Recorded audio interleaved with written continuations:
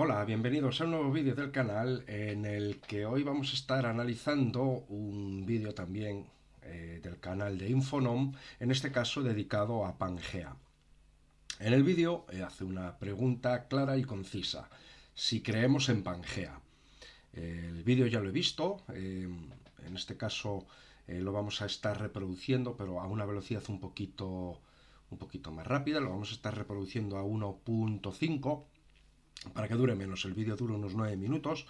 Y al final del mismo, ya me he visto el vídeo, hace una invitación a que pongamos comentarios. Incluso dice que él obviamente no cree en que haya existido un único continente como es Pangea, pero dice que está dispuesto a cambiar de opinión si se le muestra evidencia de que así es. Bueno, voy a tratar de explicarte, a medida que vamos viendo el vídeo, voy a tratar de explicarte qué es lo que nos hace no creer, sino saber que un único supercontinente como Pangea ha existido.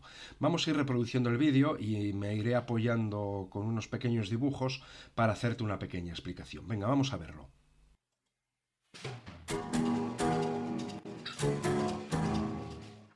¿Qué tal, amigos de YouTube? En este video quiero hablarles brevemente, un cachito solamente, acerca de la teoría de la tectónica de placas y de la teoría de la Pangea, o esa unión de continentes que existió hipotéticamente hace unos 200 millones de años atrás. Lo voy a relatar así bastante rápido y voy a dar mi opinión de por qué no creo hasta ahora.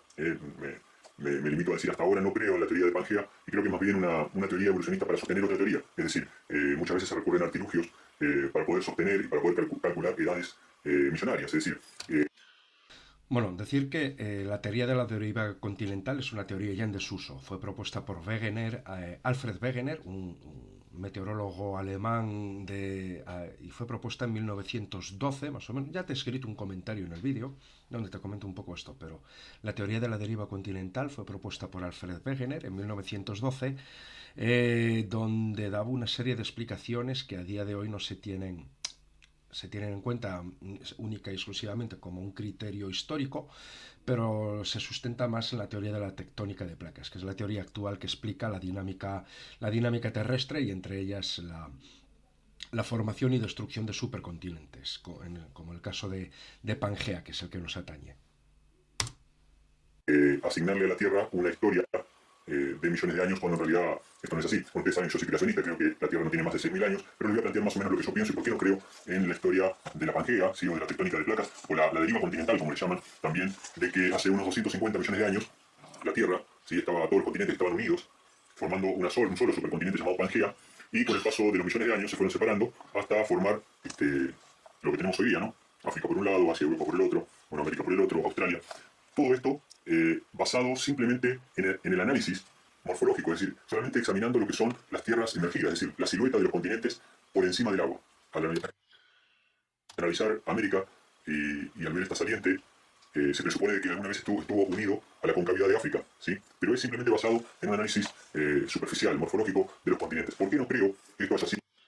No, mira, ves, aquí está tu primer error, el pensar que la teoría de la tectónica de placas y lo que es la ubicación de Pangea se basa única y exclusivamente en la morfología de los continentes y cómo estos encajan. Siempre se suele poner el típico ejemplo de la costa africana y la costa sudamericana, de cómo encajan.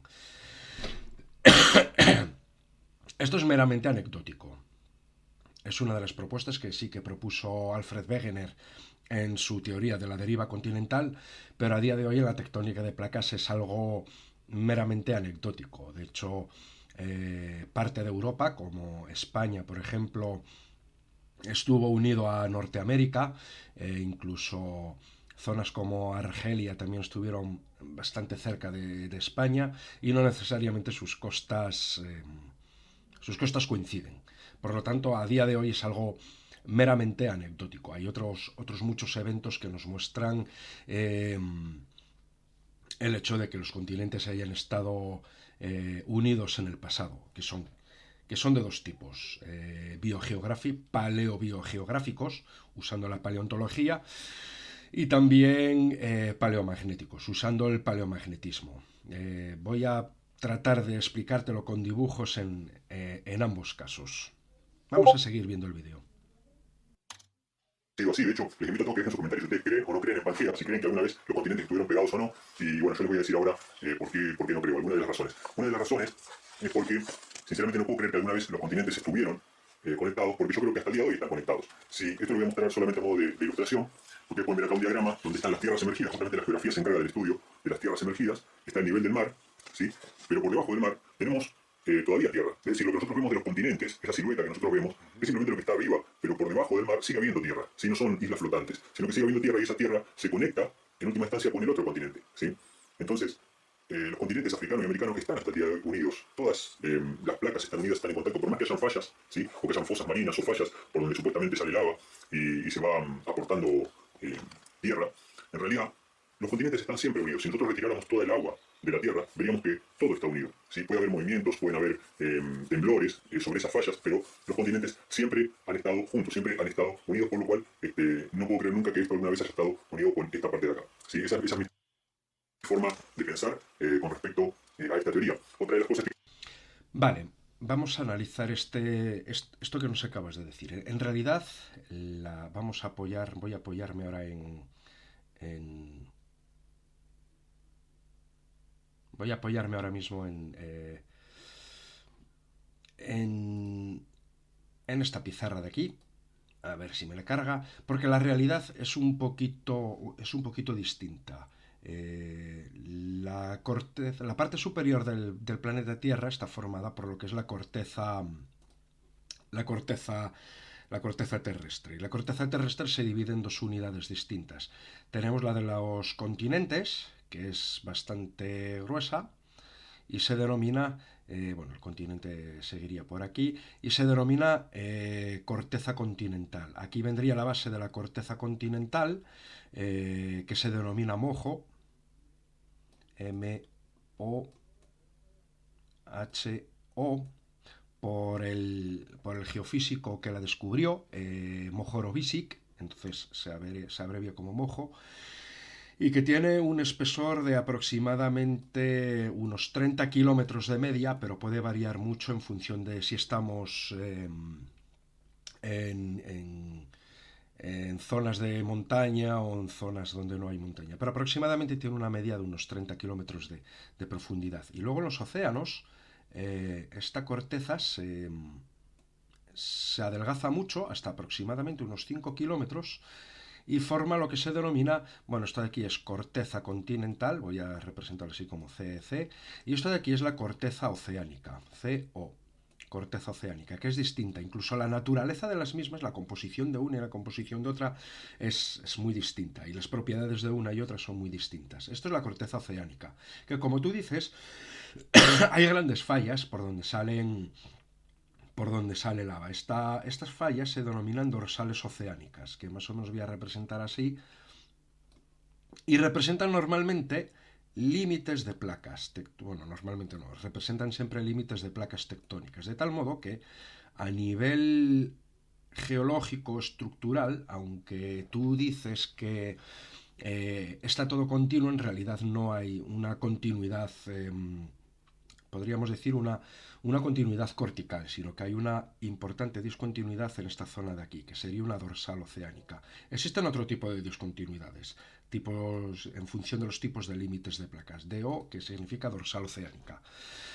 Pues bien, estas dorsales oceánicas son muy importantes a la hora de entender la dinámica cortical y a la hora de entender cómo Pangea una vez estuvo formada y poco a poco se fueron desplazando, principalmente América, si es esto de aquí, esto es América, y a este otro lado pues estaría Europa en el hemisferio norte, o Asia, o África, perdón, en el hemisferio sur, aunque más correcto sería decir Eurasia, ya que geológicamente forman una única unidad, una única placa tectónica.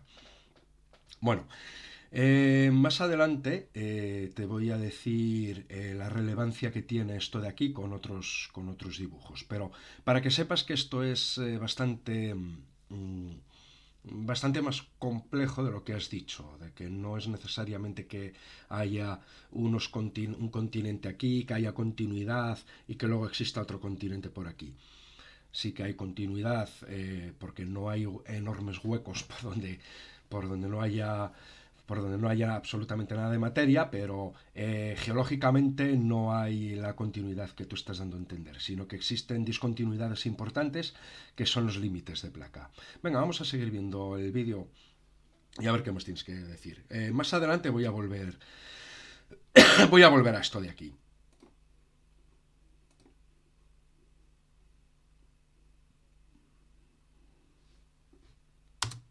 Lo que quería mostrarles es que si nosotros tomamos el curso de cualquier río, podemos tomar el Amazonas, podemos tomar el Nilo, podemos tomar cualquiera de los ríos sudamericanos, pero acá hay un río, ¿sí?, de Guatemala, que fíjense la disposición que toma. Un recorrido totalmente caprichoso, ¿sí?, con una silueta. No es un recorrido caprichoso en realidad. Este tipo de recorrido se denomina meandriforme y es un recorrido muy común en circulación de aguas fluviales cuando éstas han alcanzado un nivel energético bajo. De hecho, estos son cursos muy comunes, los cursos meandriformes. Y son unos cursos muy, muy, muy dinámicos, ni te imaginas cuánto. De hecho, los meandros se forman, se abandonan, por erosión terminan desapareciendo y dando cursos más rectilíneos, que luego vuelven a dar cursos meandriformes, etcétera. Son cursos muy, muy dinámicos. De hecho, si se observan fotografías a lo largo de 100 años de un curso fluvial, se puede ver cómo la morfología del mismo va cambiando. Bastante intrincadas, y cualquier persona que viera este río se daría cuenta de que la silueta de una margen del río coincide con la silueta de la otra margen del río, pero nadie pensaría que por esta sencilla razón esta margen alguna vez estuviera unida con la otra. Simplemente nos damos cuenta que la corriente de agua es la que dibujó esta silueta, obviamente similar en ambos lados del río. Es el... Mira, todavía este tipo de corrientes se dan por la actividad propia del río en la zona. Vamos a seguir viendo el vídeo porque vamos a ver hacia dónde quieres ir.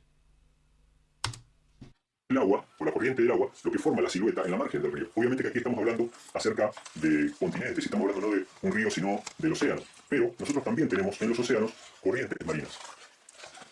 Si ustedes ven, hay corrientes marinas que ya están identificadas, algunas son frías, otras son cálidas, pero esas corrientes marinas tranquilamente pudieron haber dibujado la silueta de los continentes que nosotros observamos hoy.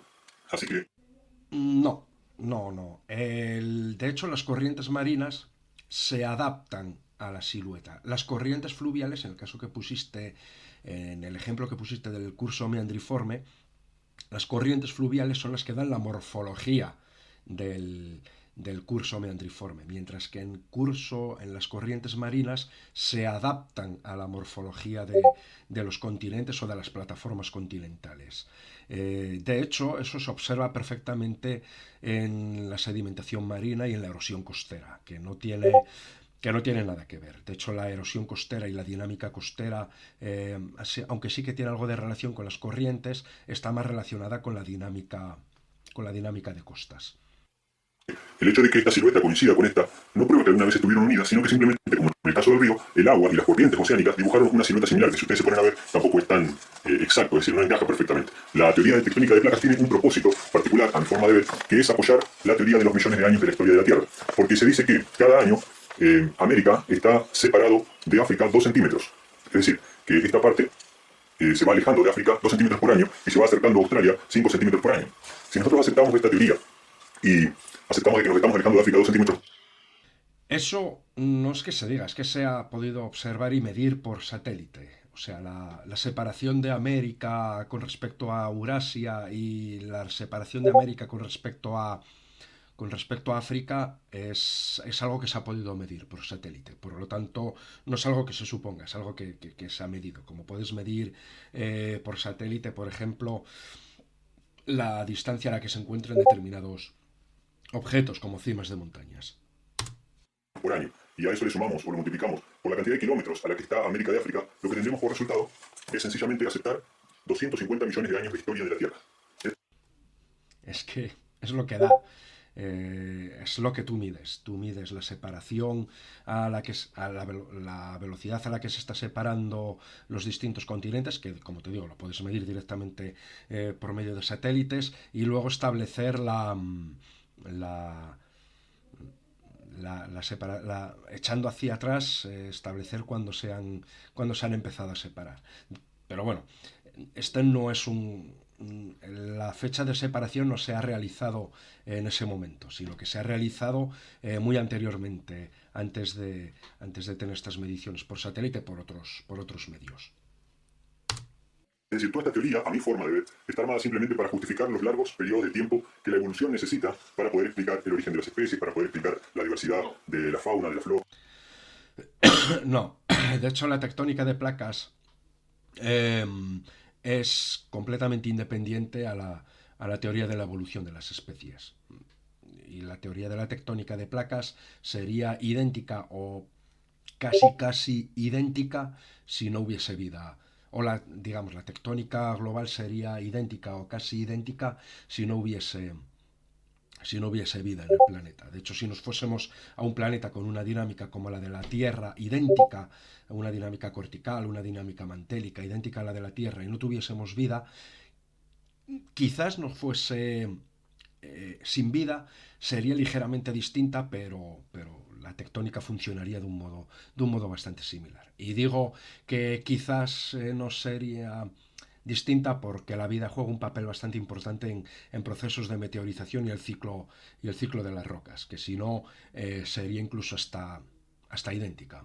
Pero bueno, eh, la teoría de la tectónica de placas podríamos decir que funcionaría perfectamente si no hubiese vida en el planeta.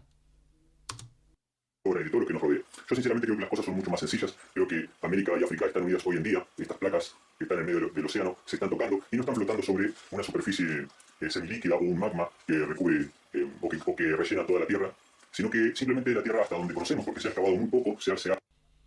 Bueno, sí que están flotando sobre una...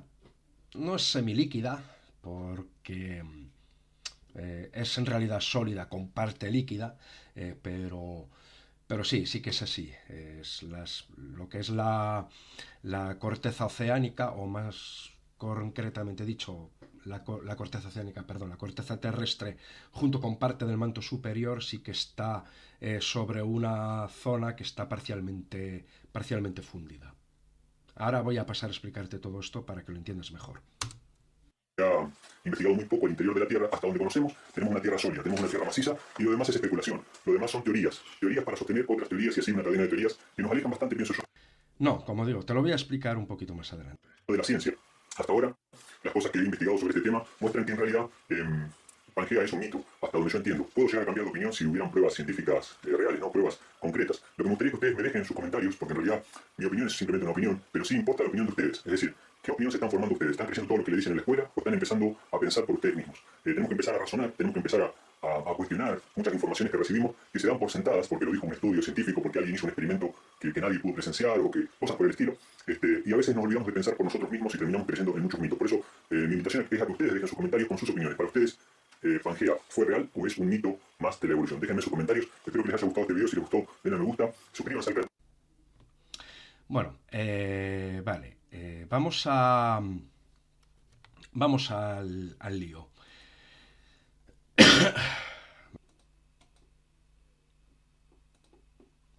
Bueno, vamos a proceder a explicarte el porqué de que sí existió Pangea. Vamos a empezar a hablar de paleomagnetismo. Fíjate, nosotros vamos a procurar dibujar una circunferencia. Vaya, hombre. Quiero dibujar una condenada circunferencia. Aquí estamos. Bueno, esta es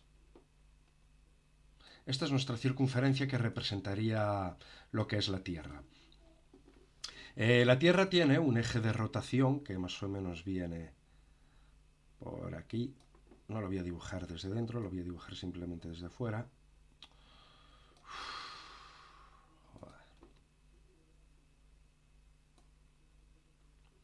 Más o menos este sería el eje de rotación de la Tierra. Y luego tiene un campo magnético que se desvía. El eje del campo magnético se desvía más o menos unos 11 grados con respecto al eje de rotación de la Tierra. Vamos a dibujarlo más o menos así. Esto sería nuestro campo magnético. Tú, cuando tienes un imán, por ejemplo, de aquí, vamos a decir que esto es un imán con su polo positivo por aquí, y su polo negativo por aquí. Tú tienes podríamos decir que tienes un eje magnético que te viene, vamos a dibujarlo un poquito mejor, un eje magnético que más o menos te viene así, en el imán. De tal modo que si tú tienes limaduras de hierro en el mismo, se te van a orientar formando unas líneas así. Son líneas equipotenciales del campo magnético que te está formando el imán. Tienes una que te viene por aquí, otra que te viene por aquí, otra que te sale por aquí más o menos. Esto es lo que te formaría el campo magnético de este imán. Bueno, pues con el campo magnético de la Tierra, vamos a borrar esto de aquí, con el campo magnético de la Tierra pasa exactamente lo mismo. De tal modo que yo tendría líneas equipotenciales magnéticas que me vendrían, perdón, no vienen así, estoy dibujándolo mal porque el polo positivo del campo magnético terrestre es el polo sur magnético.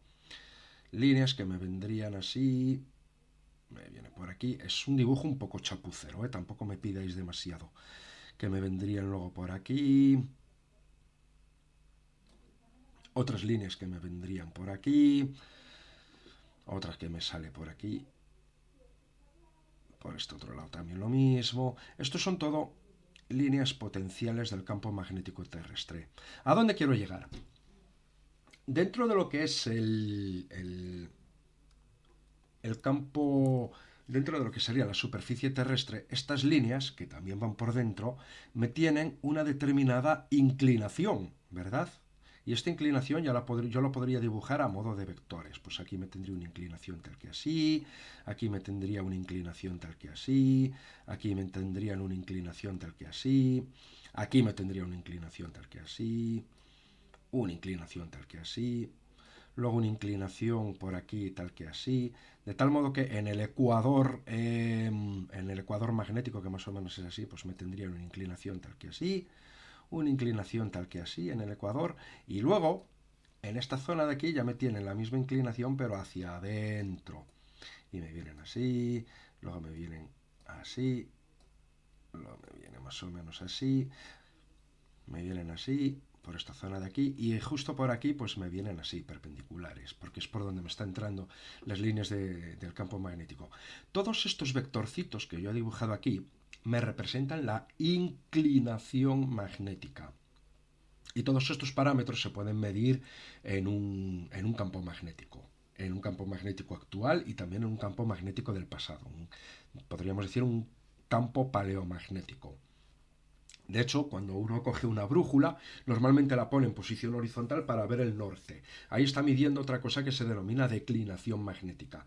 Pero si la brújula la pones con el limbo completamente vertical, la aguja te va a marcar, si es una brújula de precisión, la brújula te va a marcar la inclinación magnética. De hecho, hay mapas de inclinación magnética del campo terrestre y estos mapas están disponibles incluso en Internet, son muy fáciles de conseguir. Bueno, lo que me interesa son estos vectorcitos de aquí. Cuando uno tiene estos vectores, si tú lo mides, puedes establecer dónde tienes este eje magnético de aquí. Si tú lo mides, puedes decir, bueno, pues en función de cómo tengo la inclinación magnética, el eje magnético me viene así. ¿Qué pasa cuando establecemos inclinaciones magnéticas del pasado? Cuando yo observo la inclinación magnética la inclinación magnética de rocas en el pasado, porque yo puedo medir el magnetismo que tienen rocas del pasado, establezco una cosa. Imaginemos que tenemos un continente aquí. Vamos a dibujarlo en amarillo. Imaginemos que yo tengo un continente tal que aquí. Esto de aquí me es un continente. No sé por qué me queda con... Bueno, da igual. Esta línea de amarilla me representa un continente, donde yo tengo rocas de distintas edades. Tengo unas rocas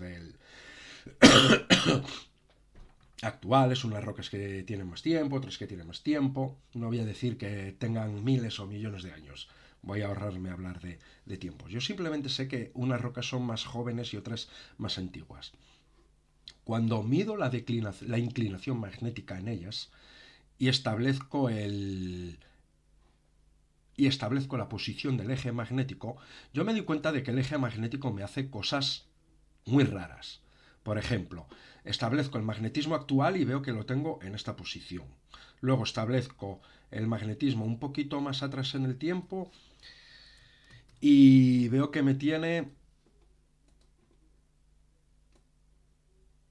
Espera, que no lo quiero de este color. Control Z, lo quiero de color rojo.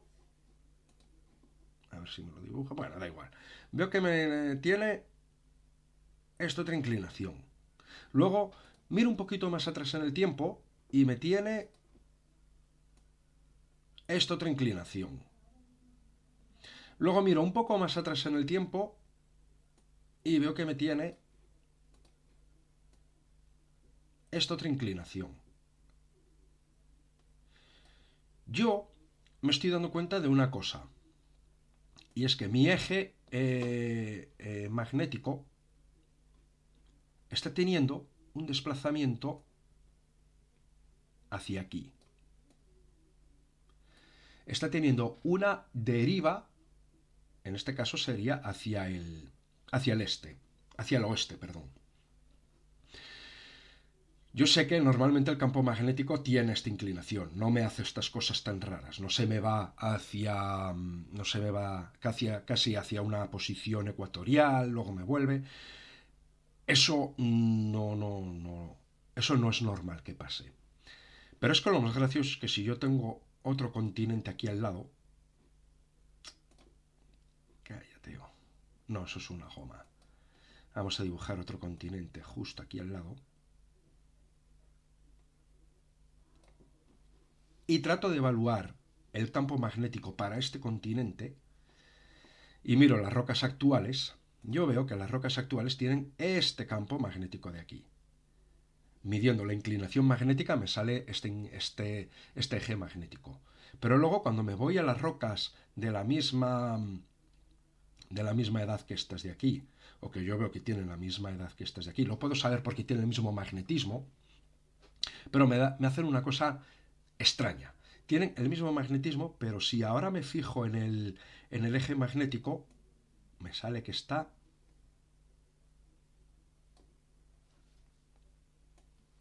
aquí. Y si me voy a las que tomé en este caso de aquí, pero para este continente, me sale que el eje magnético está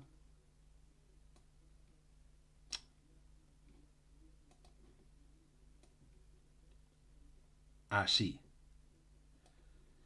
Y si me fijo en las de esta edad de aquí, las que tienen el mismo magnetismo que esta de aquí, me da que el campo magnético me tiene una inclinación tal que así. Bueno, esta vez no lo hice con una línea recta, pero bueno. Qué cosa más extraña, ¿no? Parece que cada uno de los continentes tiene este continente de aquí y este otro, o esto, en realidad que sea un mismo continente, pero este fragmento del continente de aquí tiene un eje magnético propio para él que va teniendo una deriva aparente hacia aquí, una deriva hacia aquí, y este otro de aquí, este otro continente de aquí, tiene una deriva aparente, una deriva en este caso, hacia aquí. Esto es lo que se denomina deriva polar aparente, porque en realidad los polos no son los que se están moviendo, sino que los que se han movido son los continentes. Y si yo analizo la situación, tengo...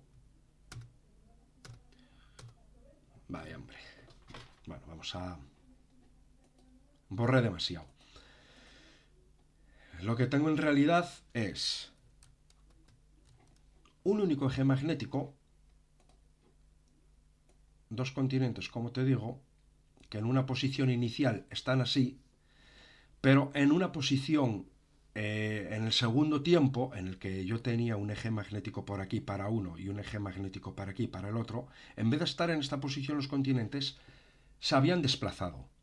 Y este, por ejemplo, se había desplazado hacia aquí y este se había desplazado hacia aquí.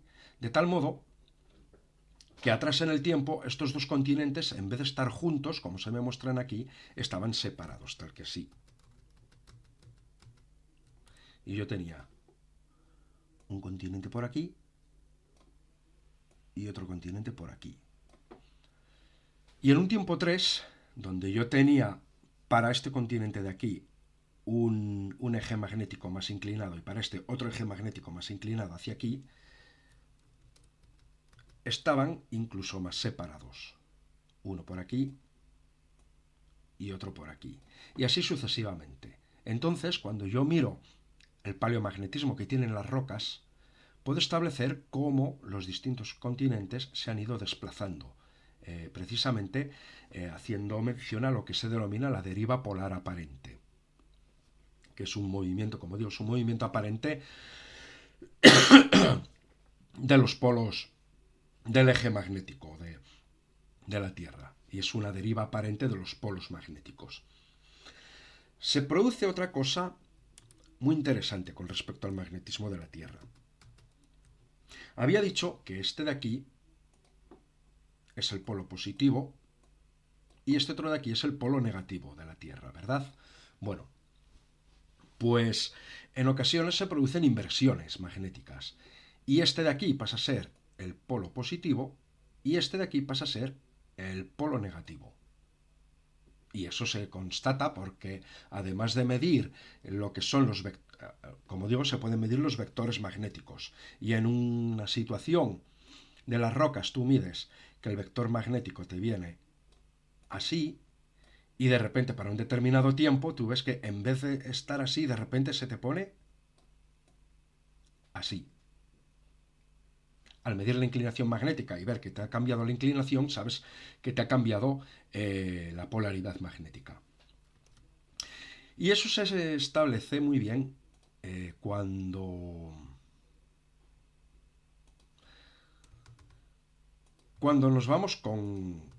Fíjate, a ver si me permite... Vamos a crear uno nuevo. Nueva pizarra. Fíjate, lo que te mencionaba antes de la corteza oceánica y la corteza continental. Te voy a dibujar en este caso única y exclusivamente continente de corteza oceánica, un continente con corteza continental, perdón, aquí corteza oceánica y la dorsal oceánica. Cuando se nos va formando el suelo oceánico, la corteza oceánica se forma a partir de las emanaciones volcánicas que salen por la dorsal. El material que sale, la lava, es muy susceptible de ser magnetizada. Es muy rica. Las lavas basálticas son ricas en un mineral llamado magnetita, que es muy susceptible de magnetizarse. Algunas también tienen otros minerales que también se pueden magnetizar, pero principalmente magnetita. Es un óxido de hierro, la magnetita, que son susceptibles de magnetizarse. Pero en el momento en que se magnetizan y quedan sólidas, te van a conservar las características del campo magnético en el que se magnetizaron. Si el campo magnético cambia, la magnetita no tiene la posibilidad de modificarse, porque está atrapada ya dentro de una roca sólida, por lo que te conserva las características del campo magnético con el que se magnetizó. De tal modo que a ambos lados de la dorsal oceánica tú tienes una serie de bandas donde tienes polaridad normal, que la polaridad normal es la polaridad... La polaridad normal es la polaridad que hay actualmente. Entonces tú tienes una serie de bandas donde tienes polaridad normal. Esto de aquí tendría polaridad normal, pero tienes otras que tienen la polaridad invertida. Una polaridad invertida aquí, una polaridad invertida aquí. Y tienes otras con polaridad normal. Joder, qué bien dibujo. Y otra con polaridad normal. Y al lado otra banda con polaridad invertida. Esto es muy normal en las dorsales en los fondos oceánicos. De hecho, todos los fondos oceánicos tienen esta característica. Tienen una serie de bandas de polaridad normal, invertida, normal, invertida. De tal modo que tú puedes establecer incluso una serie de criterios cronológicos para medir el tiempo. De hecho, el tiempo se mide también con paleomagnetismo. y defines una serie de intervalos a los que llamas intervalo de polaridad normal o de comúnmente polaridad normal, luego un intervalo de comúnmente polaridad invertida, que tiene unas determinadas características. Luego otro de polaridad normal, pero con unas características distintas a este de aquí. Entonces tú, midiendo el magnetismo, puedes decir, estoy en este momento de aquí, estoy en este otro de aquí, estoy en este otro de aquí. Eso se denominan crones en paleomagnetismo. Y tienes toda una serie de crones que van hacia el pasado. De hecho, hay un registro continuo hasta el Jurásico, se han establecido en fondos oceánicos, y el suelo oceánico más antiguo que hay es en el Pacífico y es del Jurásico. Por lo tanto, hay crones muy completos hasta principios, creo que son a principios del Jurásico. Con todo esto, tú puedes establecer que, por lo tanto, el fondo marino se ha ido abriendo. Es decir, se ha formado esto y se ha ido expandiendo. En este caso se ha ido expandiendo hacia aquí y se ha ido expandiendo hacia aquí, haciendo que lo que hay aquí, este continente que hay aquí, se desplace hacia aquí, y el otro continente que hay aquí se desplace hacia aquí, excepto en el caso que tengas una situación que se da en muchos sitios, es que tengas zonas de subducción, donde tienes la corteza oceánica que se está metiendo por debajo de la corteza continental. En este caso, es posible que este continente se te esté yendo hacia allí porque no tengas una zona de subducción, y este otro continente, en vez de irse hacia allí, también te pueda venir hacia aquí, o tengas un desplazamiento. Bueno, es bastante complejo esto porque tienes que medir desplazamientos aparentes de placas tectónicas con respecto a otras. Pero bueno, sí que se puede establecer el movimiento de las placas tectónicas, y sí que se puede establecer cómo unas se alejan con respecto a las otras. Y todo esto tenemos una gran información gracias a una serie de observaciones que se han realizado. Tú dices que únicamente se ha llegado, en el vídeo, casi al final dices que únicamente se ha llegado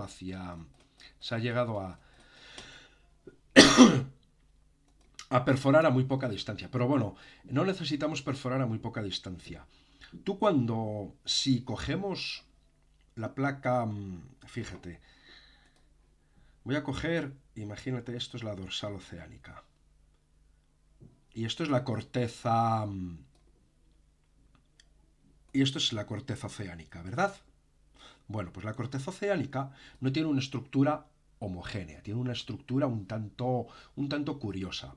La parte superior de la corteza oceánica está formada por una serie de estructuras así como almohadilladas que se denominan lavas almohadilladas o pillow lavas, y se forman cuando la lava sale y entra en contacto con el agua.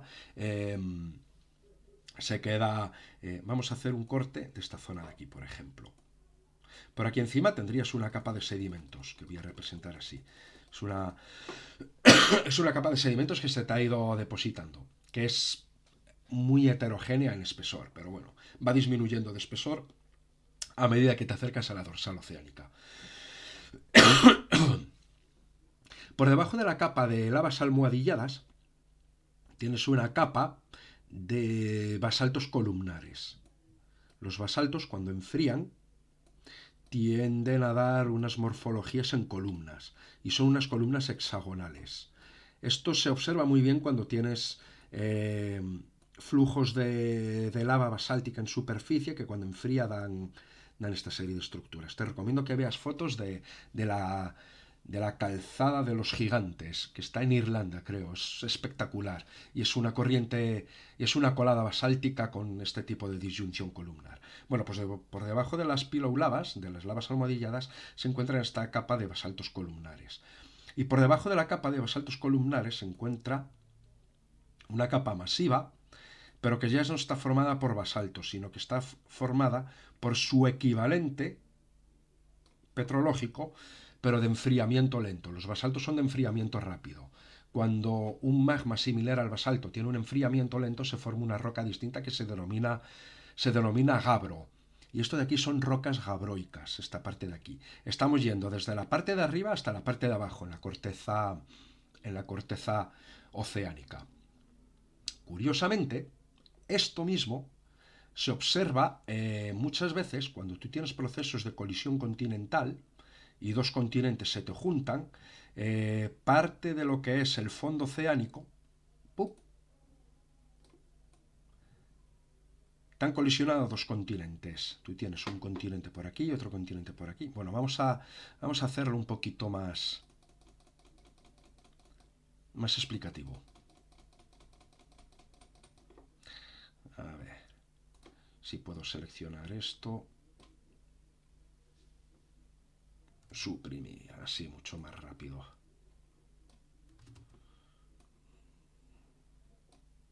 Vale, mucho más rápido así. Imagínate que tienes un continente por aquí, pero en este caso tienes, esto de aquí es corteza continental, tú por aquí tienes corteza oceánica subduciendo, una dorsal oceánica, y un arco de islas, por ejemplo, por aquí, vamos a... no un arco de islas, tienes un continente por aquí que te viene empujado en esta dirección por un evento. Aquí tienes un margen pasivo que se denomina, como por ejemplo el que tiene el Atlántico. No tienes una zona de subducción, pero este continente se está desplazando hacia aquí porque tú tienes un empuje. Bueno, tienes una zona de subducción por aquí, perdón. Y este continente se te está desplazando hacia aquí porque tú tienes, por ejemplo, otra dorsal que te está empujando este continente en esta dirección. Bueno, tú tienes un movimiento relativo de este continente hacia aquí y este otro continente que te viene hacia aquí. Tarde o temprano estos dos continentes te van a colisionar y te van a formar una situación como esta. Tú aquí tienes corteza oceánica, ¿vale? De tal modo que cuando estas dos masas continentales te colisionan, voy a dibujarlas así, tú tienes aquí una línea de sutura, ya te han colisionado, ¡pum!, este continente de aquí es este y este continente de aquí es este de aquí. Y esta es la colisión. Normalmente en esta zona de colisión se te forman, te quedan restos de esta corteza oceánica, que te quedan por aquí más o menos. Se denominan ofiolitas. Estas ofiolitas nos tienen la estructura que te representé antes de lavas almohadilladas, basaltos columnares y por debajo gabros. Por eso sabemos por eso sabemos que son fondos oceánicos emergidos.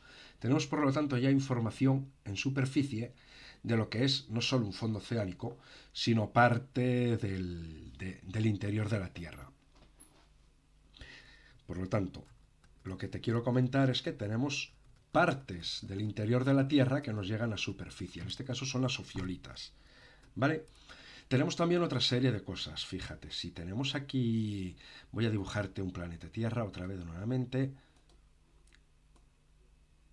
si tenemos aquí la Tierra y tenemos aquí el... Venga, hombre. Si tenemos aquí la Tierra y tenemos aquí la división del manto con el núcleo, por ejemplo, esto aquí es el núcleo, en algunas ocasiones tenemos magmas que se nos originan por aquí abajo y nos suben a superficie y nos emergen por continentes. Tú tienes un continente, se te genera una fractura en el continente y estas lavas que vienen de gran profundidad te llegan a superficie. Estas lavas, curiosamente, van cargadas de rocas muy peculiares que se denominan peridotitas. Y son rocas cuya estabilidad es únicamente en el manto. Nos llegan también otras veces minerales cuya estructura se ha tenido que formar necesariamente a grandes presiones, como por ejemplo los diamantes. Estas efusiones que vienen de aquí abajo normalmente nos forman una serie de coladas que se llaman kimberlitas. Bueno, no lo voy a escribir. Kimberlitas. Y nos dan lugar a diamantes, entre otras cosas, pero también nos dan lugar a que nos arrastren parte del manto a la superficie. Por lo tanto, tenemos, aunque hayamos perforado muy poco lo que es la superficie terrestre, sí que tenemos evidencias de que parte del interior terrestre nos ha llegado a la superficie, lo podemos estudiar. Pero luego tenemos otra serie de estudios, que son los de sísmica. Por medio de sísmica podemos reconocer lo que tenemos en el interior de la Tierra. De hecho, tengo varios vídeos dedicados a ellos. En uno de ellos, si te fijas, hago mención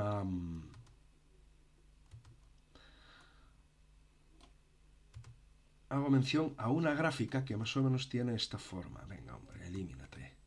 Bueno, una gráfica que tiene más o menos esta forma. Voy a tratar de dibujarla a mano alzada. Yo cuando tengo aquí profundidad frente a velocidad de las ondas sísmicas, porque yo las ondas sísmicas puedo calcular su velocidad a medida que ganan profundidad, por varias técnicas, yo detecto que van ganando velocidad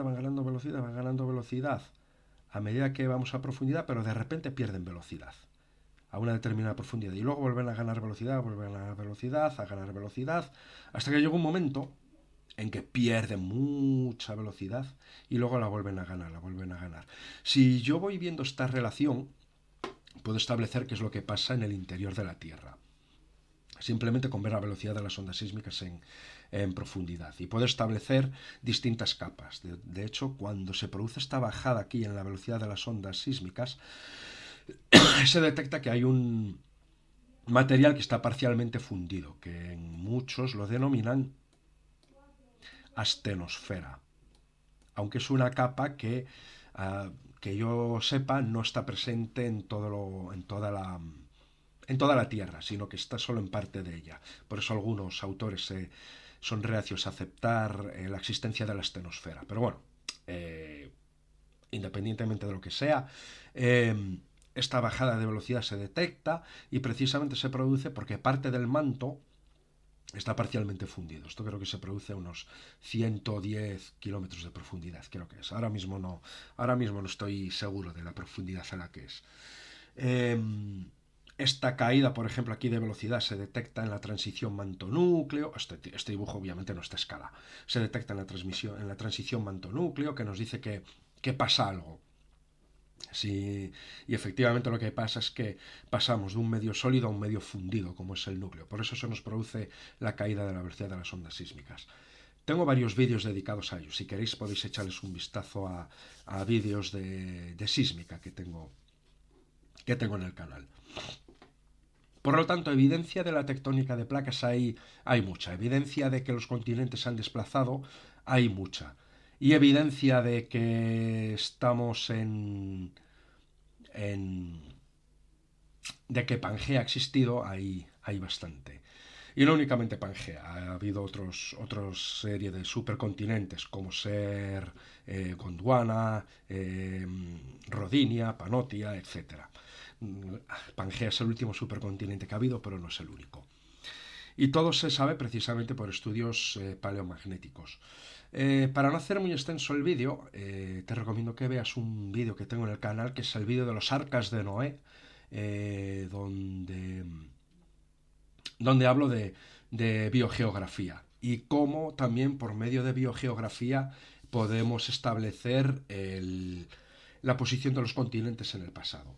Bueno, nada más que contar, simplemente esto. Espero que te haya sido útil por lo menos para quitar algunas dudas. Y si te ha surgido alguna duda más que quitártela, pues bueno, ya sabes. No dudes en escribir un comentario en la descripción, en el cajón de comentarios del vídeo y procuraré resolver las dudas que tengas, tanto tú como cualquier otra persona. Hasta entonces, pues nada, nos seguimos viendo y es un placer dialogar contigo, aunque sea por medio de estos vídeos. Un saludo para todos y un saludo también para ti, Infonom.